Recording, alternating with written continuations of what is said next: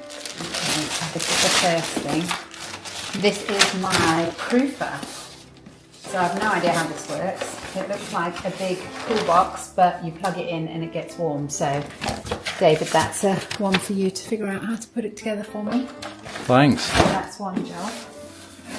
And then what I've been really excited about getting. There we go.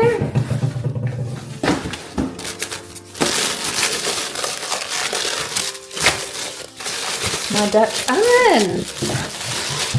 So the bread that I've got now to go into the proofer, I might leave it to rest tonight and make it tomorrow or tonight, depends if I want bread for dinner. But look at that!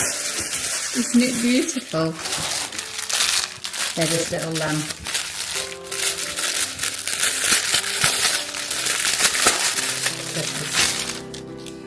assuming. The pot. Isn't that cute? Oh, it's so lovely. It's so heavy as well.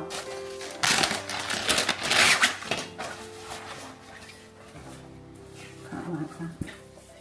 What do you think? Little things.